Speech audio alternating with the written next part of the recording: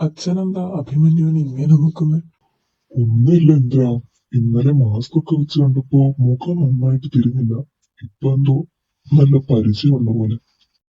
അല്ല, എങ്ങോട്ടാണ് രണ്ടാളും രാവിലെ തന്നെ ക്യാമറ നോക്കിക്കൊണ്ട്? അത് പിന്നെ രാവിലെ തന്നെ സ്റ്റാർട്ട് ചെയ്യാന്ന് കരുതുന്നു. പെട്ടെന്ന് പണി തീർത്താൽ ഞങ്ങൾക്ക് പെട്ടെന്ന് അങ്ങ് പോകാലോ. പിന്നെ എവിടെ നിന്ന് തുടങ്ങണം എന്നറിയില്ല. അതാ മുത്തശ്ശനടുത്തോട്ട് തന്നെ രാവിലെ പോകുന്നത്. മുത്തശ്ശൻ അറിയാവുന്ന പറഞ്ഞിരുന്നെങ്കിൽ നമ്മൾ അങ്ങ് സ്റ്റാർട്ട് ചെയ്യായിരുന്നു. സത്യം പറഞ്ഞാ ഈ കഥയെല്ലാം ഈ നാട്ടുകാർക്ക് അറിയാം. പക്ഷെ പലർക്കും പല രീതിയിൽ അറിയുന്നേ. കേട്ടുകേൾവിയുള്ള കഥയാണേ. അപ്പോ പറഞ്ഞു പറഞ്ഞ് ഓരോരുത്തർക്കും ഓരോ വേർഷനായി കിട്ടിയത്. അതെ മക്കളെ. പിന്നെ ഈ കഥ നടക്കുന്നത് ഒരുപാട് വർഷങ്ങൾക്ക് മുമ്പാണ്. ഇത് കെട്ടുകഥയാണോ ശരിക്കും നടന്നതാണോ എന്നൊന്നും ആർക്കും അങ്ങനെ ഒരു ഉറപ്പില്ല. ശരിക്കും എന്താ മുത്തശ്ശ കഥ? അത് പിന്നെ മക്കളെ, ഈ ഗ്രാമവും നാട്ടുകാരും പണ്ട് മുതലേ കുറച്ച് വ്യത്യസ്തരായിരുന്നു.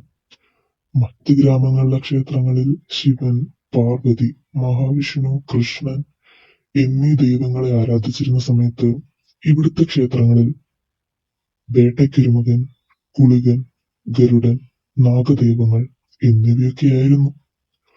പോരാത്തതിന് പണ്ട് ഈ നാട്ടിലെ പല ഇല്ലങ്ങളിലും മന്ത്രവാദവും മറ്റും ഉണ്ടായിരുന്നെന്ന കേട്ടുകേൾവി. അങ്ങനെ ഈ നാട്ടിലെ ഒരു പേരുകേട്ട തറവാടായിരുന്നു കളമശ്ശേരി. ആ കുടുംബത്തിലെ കണ്ണിയായിരുന്നു എന്റെ മുത്തശ്ശനും ഞാനും ഒക്കെ. എന്റെ മുത്തശ്ശനാണ് എന്നോട് ഈ കഥ പറഞ്ഞത്. മുത്തശ്ശൻ കുട്ടിക്കാലത്ത് കേട്ടതാണത്ര. അങ്ങനെ വർഷങ്ങൾക്ക് മുമ്പ് ഈ ഗ്രാമത്തിലെവിടെയോ ഒരു കാവുണ്ടായിരുന്നു.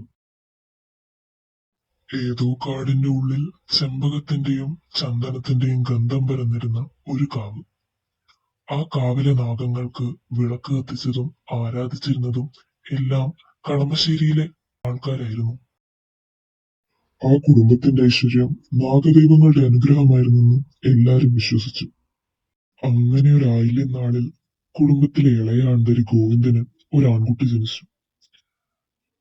അവന്റെ പേര് വിശ്വനാഥൻ എന്നായിരുന്നു.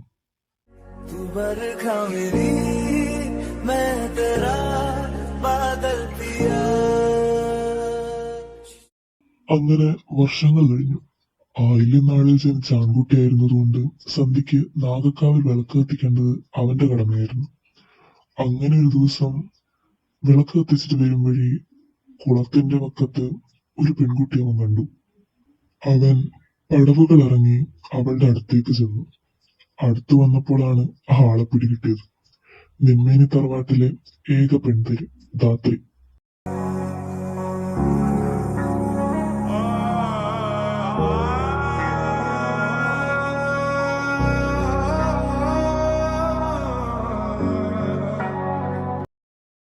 ക്ഷേത്രത്തിലും മറ്റും നൃത്തം ചെയ്യുന്നത് വിശ്വ കണ്ടു പരിചയമുണ്ട്. എന്താ അവിടെ ഇരിക്കുന്നതെന്ന് ചോദിച്ചപ്പോ സന്ധ്യാപൂജയ്ക്ക് താമരപ്പൂക്കൾ പറിക്കാൻ വന്നതാണെന്നും കുളത്തിന്റെ ഉള്ളിലേക്കായതുകൊണ്ട് പറിക്കാൻ പറ്റിയില്ലെന്നും ധാത്രി പറഞ്ഞു. ദുഃഖിച്ചിരിക്കുന്ന ധാത്രിയെ വിശ്വ സഹായിക്കാൻ തീരുമാനിച്ചു. കുളത്തിലിറങ്ങി താമരപ്പൂ പറിച്ചു കൊടുത്തു. പിന്നെ പിന്നെ അത് സ്ഥിരമായി. താമരപ്പൂക്കൾക്കുപരി അവരുടെ സൗഹൃദം വളർന്നു. പിന്നെ എപ്പോഴും അത് പ്രണയമായി. അച്ഛാ, സുധീഷിന്റെ വണ്ടി വന്നെന്ന് തോന്നുന്നു. നമുക്കിറങ്ങാം. അല്ല, നിങ്ങൾ രണ്ടാളും അങ്ങോട്ടേക്കാ? എല്ലാ മാസവും സിറ്റി ഹോസ്പിറ്റലില് അച്ഛന് ചെക്കപ്പിന് കൊണ്ടുപോകണം. എന്നാ ഞങ്ങൾ ഇറങ്ങട്ടെ. എനിക്ക് അതൊക്കെ വന്നിട്ടാവാം. അപ്പോ ഇനി എന്താ നമ്മുടെ പ്ലാൻ? വേറെന്ത്, ക്യാമറയും തൂക്കി പിടിച്ചിറങ്ങാം. എന്തെങ്കിലും കിട്ടാണ്ടിരിക്കില്ല. എന്നാല് നീ ഒരു കാര്യം ചെയ്യും, കാറെടുത്ത ജംഗ്ഷനിലൊക്കെ ഒന്ന് പോയി അന്വേഷിക്കും. നീ എന്ത് ചെയ്യാൻ പോവാ? ഞാന് ഈ തറവാടിന് ചുറ്റുമൊക്കെ നോക്കട്ടെ. ഒരു കുളത്തിന്റെ ഷോട്ട് എടുക്കണം, ഡോക്യുമെന്ററിയിൽ ഇടാലോ. മുത്തശ്ശൻ പറഞ്ഞു വെച്ച് ധാത്രീനെ വിശ്വനാഥൻ കണ്ട കുളം